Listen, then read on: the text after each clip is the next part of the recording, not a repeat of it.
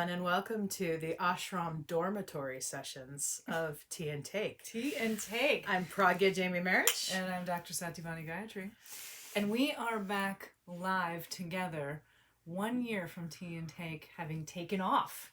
Yes. So we're doing it live again. In the original, the OG home. In the OG. Of Tea and Take. Yes, so Satyavani and I met about a year ago here at AYI for Prana Awakening. And we were kind of the resident bad girls in the group. You know what? I like that title. And I dropped a dish on you, as you reminded me. I did. You did. You dropped a dish on me. And you looked down and were like, oh, I can't believe I just did that. And I just looked up and I'm like, I totally get it. And that's how Tea and Take was born. Yeah, because we developed our friendship. And if you recall from one of our earlier episodes, we told the story of how Satyavani asked me for my take on something in one of the sessions. And I said, let's go have a cup of tea. And then it just became Tea and Tea and Take. And that's where we are. So the latest hashtag I'm kind of exploring in this, we're here for Yoga Nidra training. Right. With Let's provide some context. With Dr. Kamini Desai. It's our year anniversary retreat. So great. It's just awesome. And so a new hashtag I'm exploring is peel and heal. Because I've truly learned that every time I've come to AYI, and it's not just an AYI, I think it's anytime I really allow myself to have any transformative experience. Yes. So I don't think it's necessarily bound to the place, yet there is something special I feel about the lineage, really. Yes. And how the energy of the lineage reflects here in this place. That every time I'm here, either taking a program, teaching a program, a layer gets peeled back and more is there to heal. So much more. Hence peel and heal. I'm all about the peel and heal. So tell me what peel and heal means to you. Peel and heal, to me, really comes down to the fact that when we think that everything is healed, it's not. Really? And, yeah. just in case you weren't sure. And it's really important to, what I say with a lot of my students, as you know, I'm running a year-long program called the Ayurvedic Woman, and we talk about always being in sadhana. And so I think peel and heal is one of those culminating pieces of always being in sadhana.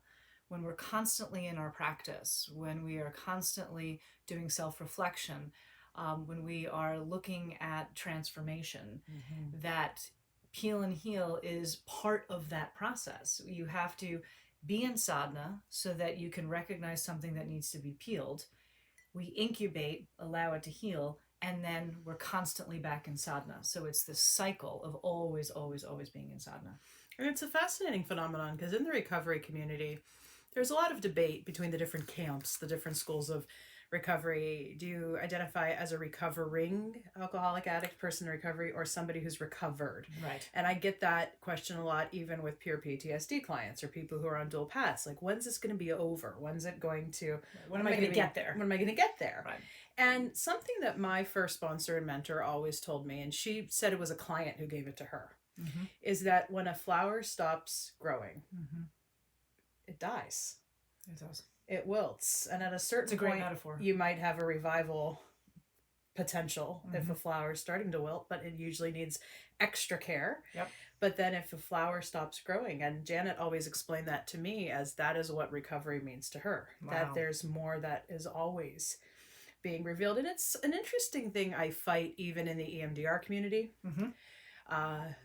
in the mental health community. I remember I was asked a question not too long ago on an addiction webinar that I did. Okay. And this pretty well-known teacher was kind of getting at me about, but isn't the point of, let's say, using EMDR for addiction, for craving to go away? And I said, that's an interesting thought. And I said, as a person with 17 years in recovery, do I still get cravings? Absolutely. Are they fewer and far between? Absolutely. But for me, what healing has looked like is I don't give in to them. There's more distance. That's an amazing between point. me and the craving. And that's something Kamini actually talks about in her book on Yoga Nidra, that's one of the ways Yoga Nidra can help with addiction, is creating more space between the craving. I was going to say trigger. The trigger craving. The trigger craving. So we just have a new word, craving. I like that word. Here on Tea and Take. So I just explained it to him that for me, that is what healing looks like, is to realize that even if stress continues to pummel me, even if craving continues to show up, because that's part of the human experience. Incredibly human experience. That For sure. That is part of what we live day in and day out. What I find interesting about that point, and not only just in the recovery community, whether that is with addiction or PTSD, etc. And I'm excited to really dive deeper into that in this particular program for Yoga Nidra, but also just in day-to-day life. I mean, I find that in my own clinical practice with Ayurveda, that people they come in, they have a concentrated thing that they want to focus on, whether it's anxiety or stress, etc. And even, those in and of themselves can become addictions. Sure. That they wrap into this addictive cycle, and people can get wrapped in the story. And I know we've talked a lot about story before, but and I talk a lot about that with the ladies in my program, that you can choose to embody your story and be the story, or you can choose to recognize that story and use it as a vehicle for transcendence. Sure.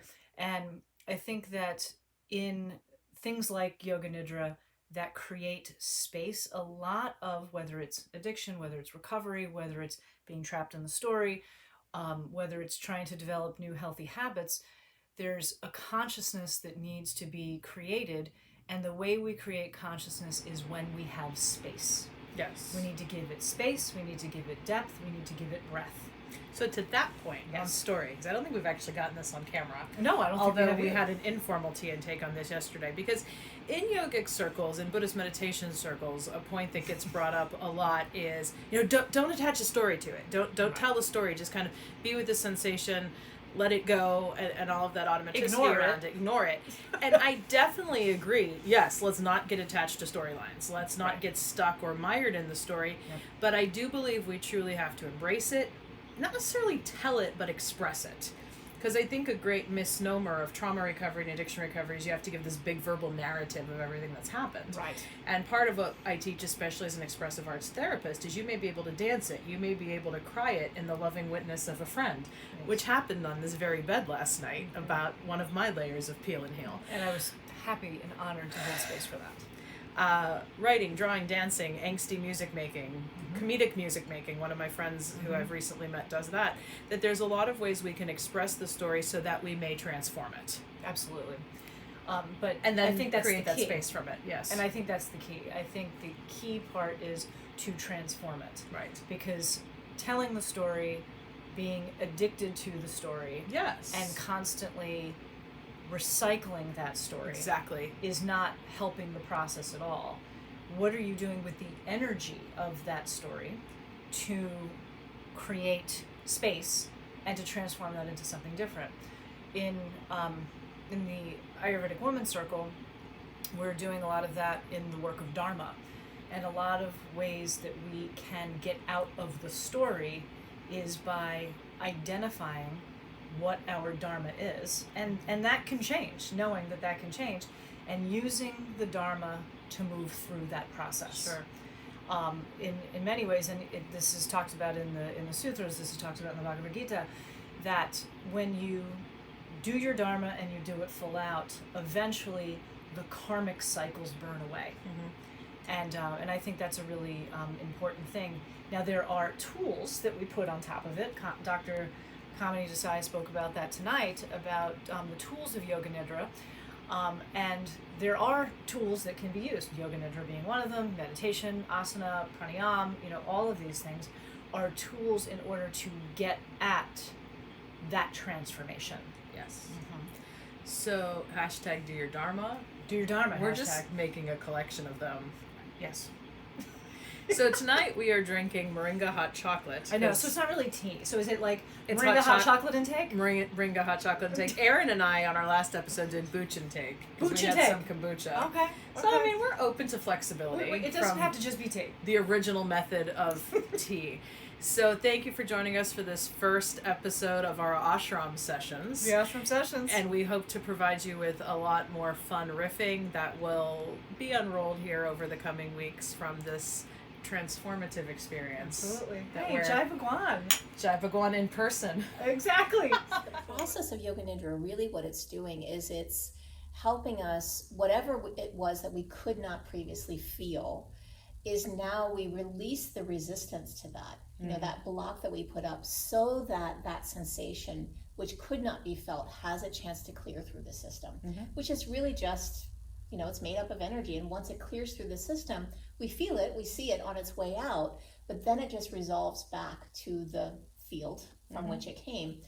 And so in this way, and the beauty of this kind of practice is that it only releases little bits that the intelligence of your body knows that you can handle at any given time. Lovely.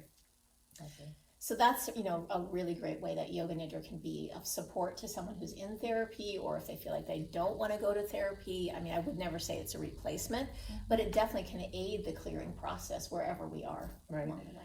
And something I admire about your voice in your book, and this is why I always take people seriously who do this, is you don't say that Yoga Nidra is any kind of panacea. I mean, you obviously love the practice and believe it can do a lot, but I really like the voice you promote for it can be complementary to so many different things. And the reality is, with therapy, a lot of the therapy that is out there is very talk-based. And it's even a myth, a misconception that could get promoted even in movies and TV. When something bad happens, you gotta go talk to somebody. That's our automatic. And yes, as humans, we may use talk to initiate a relationship, and even in the Yoga Nidra script, talk is used to kind of get people where you want them to go. But the beauty of it is that it's working at a level below words. Exactly. In the human brain. And any of the trauma-focused methods that I teach and I promote, and that a lot of the trauma-focused community is really moving towards, is this idea that words alone are not going to cut it. So for anybody who might be resistant to go to therapy, I often kind of challenge would you consider that talking about it may not be all it's cracked up to be? And that may have been your experience in other parts of therapy. So I know Yoga Nidra is something I would introduce to people who may be therapy skittish. As at least some place to get you started, or even for clients of mine who are existingly in therapy and maybe hitting a wall or hitting a block. I mean, I think everybody should do it every day now anyway. In terms of just promoting a good sense of health overall. But it's so wonderful whenever we can give people tools, methods, approaches that can help them work at it at the level below words, because that's really where the distress is at. I'm so with you. And also because you're kind of saying this already, is that so much of this, the trauma did not occur necessarily at the verbal level. Right.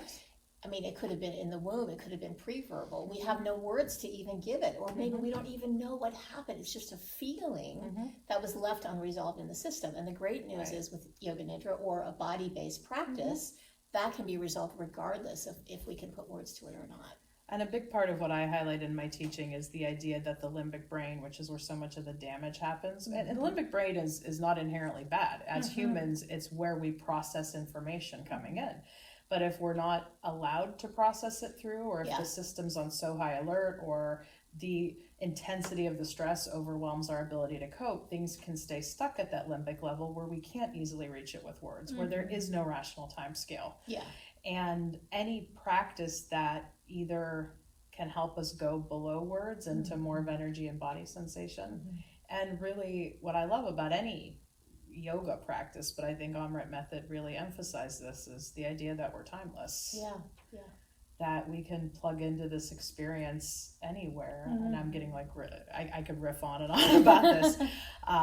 But yeah, so many people get hung up on the whole time scale thing. And so let's move that into talking about the end part of Yoga Nidra, where you say the source, we return to the ocean, or we are the ocean, however you're wording that. I know it's a metaphor that's used a lot for describing kind of the point of yoga. Help us understand that. So the idea is that there is an abiding self that, regardless of what we have experienced, what we have thought, what we have felt, what we've identified with, there is something that is unstained, that is always there. And the cause of our suffering is that we have believed ourselves to be the contents, the thoughts, the feelings, all these accumulation of stuff and have forgotten that, wait a minute, there's a part of me that's never changed, that's always at peace, that's always okay, regardless of what happened, right? And that we are not that experience. We were that which was there before, during, and after that experience came and went. And so it kind of gives us a place from which to experience our human experience, but a place that is abiding, that we can be grounded in, that we know that we always sense a peace, regardless of what changing experiences are moving through. So here we are, everyone. We just finished our exam to finish our I Am Yoga Nidra teacher facilitator training here at the Amrit Yoga Institute. Oh my God! I was going to ask you how you're feeling. What sensations are you noticing? But that may answer it all. But I'm still going to ask. What are you feeling and what sensations are you noticing? Okay. The sensations I'm feeling are pure joy and excitement, and this was an incredibly transformative, experience. I not only learned so many things about myself, but the power of this energetic practice is something I could never have imagined. Ditto. Right? I know that a lot of people who follow my work realize that I call a lot of things I do transformative, and that's certainly true because I believe a lot of different paths have helped shepherd a lot of different parts of my transformation. Yet these last 9-10 days we've spent here In this room. well, both in this room and in the darshan room practicing. Absolutely. But a lot of the transformation has happened in this room. Well, in this very room, as I get to roommate with this one who. The joke was when people say, well, you two knew each other before this. And we said, yes, we met at Prana Awakening in 2018. So it was just a thing. We have a new name, by the way. We're Pragvani. Pragvani, just so you know. Yes. I mean, for me, there are no words for the brilliance of Dr. Kamini Desai. And I bow to her. what she represents as an educator, just a true humanity to her presence and her work and her ability to translate the teachings of our beloved lineage to modern times. And I know that sounds trite, but it's really not trite. No, it's not. And the significance of this coming from a female and from a woman, I think, cannot be understated. You hit a hot button for me. Go. A lovely hot button. Last night we had the opportunity to watch a movie that is in development on our lineage. And part of that video, without giving any of it away, was the transfer of the lineage from Gurudev as the holder to Kamini. And literally brought tears to my eyes. Yes, and I had the chance of seeing the film months before and had a very similar reaction to what Satyavani had last night, the first time I saw it. And Pragya was there with me. And what really struck me was, away from the teachings that I hope to the best of my ability, fully embody on a regular basis and pass and transmit to my students. Not only do I bow to, and I want to give a nod to my teachers, Devarshi Stephen Hartman and Jovina Chen, who is the whole reason how I came here. So thank you, dear teachers. But when I saw that piece being transferred to Kamini, and this year for me has been a huge year for female empowerment. And as you know, Pragya, and many of the viewers know, I'm leading a year-long program called the Ayurvedic Woman, which combines Ayurvedic yoga and spirituality. And when we talk lineage and we look at all of the past and modern lineages, they are all led by men. And to be in the lineage of the one that is now led by a woman is the most powerful experience I could ever imagine. And it's definitely divine intervention. And I had the opportunity to talk with Kamini just very briefly about that today. And I just gave her my gratitude and said, you are just an amazing woman, and thank you for taking this responsibility on. And I said to her how important it was for me that a woman was leading this, and she said to me, our time is now. And it is. Amen. Our time is now. Something she said in that documentary that exemplifies why I'm so drawn to her teaching is she says that my power is not in my perfection. Yes. It's in my ability to be totally human. And just in a new way as a yogi, studying with her and reading her and getting to know her, I've fully come to embrace that. And I feel that that has made me even more excited about practicing and living on this path of love that Bapuji Swami Kripalu set before us. I also think, Pragya, just knowing you, knowing your story, you knowing me, you knowing my story. Knowing me, knowing you. Uh-huh.